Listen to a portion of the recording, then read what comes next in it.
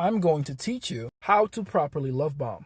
Pay attention. Believe it or not, love bombing is a skill, and if done correctly, there are many advantages to it. So what exactly is love bombing? How does it work, and what does it actually look like? Most people out there have the misconception that love bombing is simping on steroids. They think it's when a guy bombards a new love interest with a lot of attention, goes out of his way to buy her unjustifiably lavish gifts, and essentially tries to suffocate her with his love. And while these can be said to be characteristics of love bombing, that's not exactly what love bombing is. Or at least, that's not what love bombing should be. The attention and the gifts are just ways of telegraphing interest. And good love bombing is a way to telegraph interest at the right time from the correct position. I personally think of love bombing as a catalyst to a chemical reaction. The chemical reaction of making a woman fall for you deeply. Love bombing, if done correctly, is a way to speed up that process. In order for you to do this correctly, there's a few things you need to keep in mind. Allow me to introduce you to a concept I like to call attainability versus desirability, or the protector versus the provider according to evolutionary psychology, or comfort versus value in old school pickup. Attainability versus desirability has to do with a woman's buy-in price. If you think of relationships as a value exchange, or a transaction of sorts, if you will, then you won't have a hard time realizing that there are transactions that women aren't eager to make, and others that they are more than happy to go out of their way to make. That's the entire point of desirability versus attainability. And everything you do in front of a woman demonstrates one of these two traits. The other thing you need to keep in mind is that these two things, desirability and attainability, are inversely proportional to each other. That means everything you do that makes you more desirable makes you less attainable, and vice versa. Every time you project strength and power, show confidence and the ability to lead, you're showing desirability. But you're also inevitably making yourself the last guy any woman would want to settle with. Because no one settles with something or someone that is highly desirable. It's literally impossible. There's too much competition for the most desirables. And that competition is what makes them unattainable. But every time you're willing to open up and show your vulnerable side, or comply to a high degree, or lower yourself to pedestalize her, you're showing attainability. She can get you now. You're not as desirable, but you're not as intimidating anymore.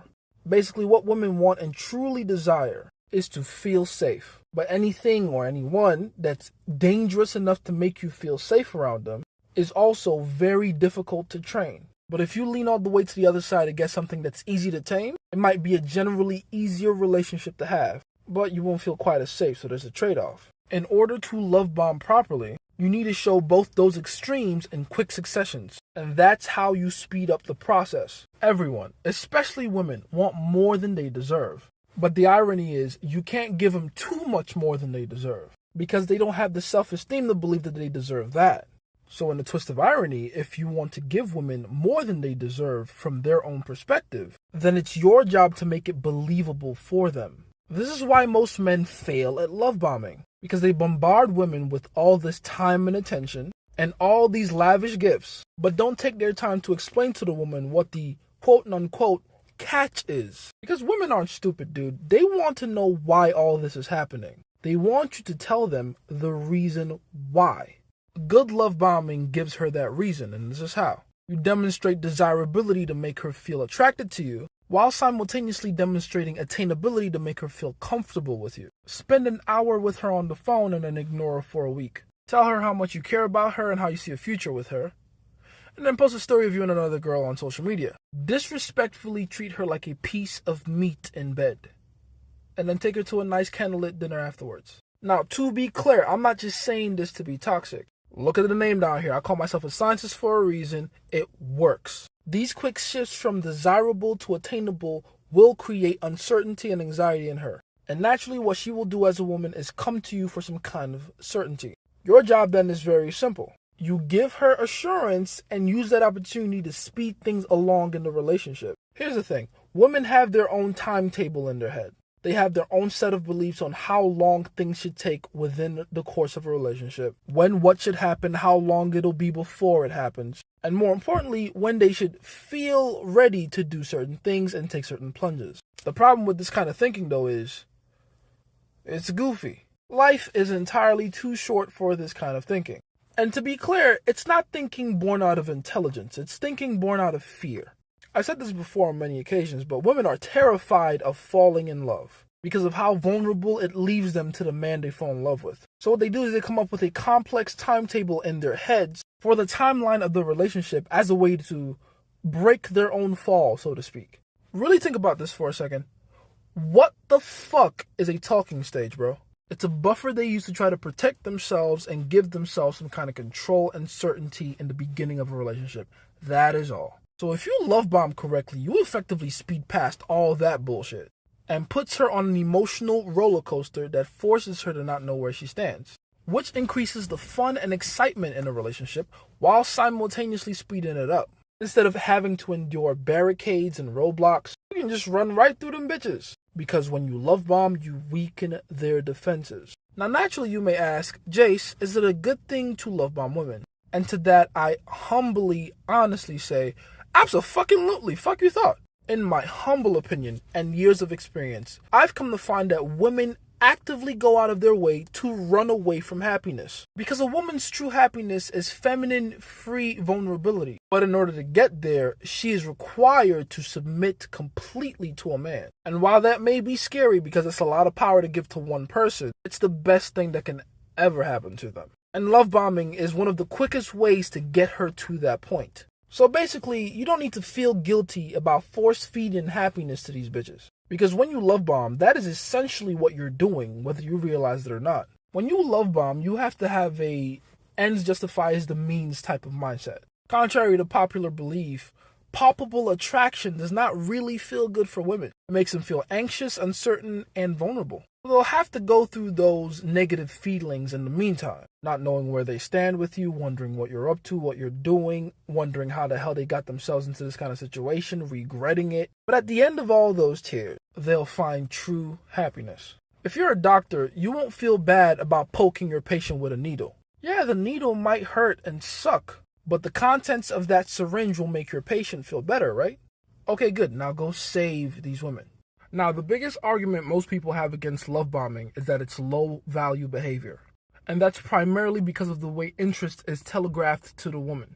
For instance, a lot of dating coaches out there will tell you that it isn't a man's job to ask for a relationship.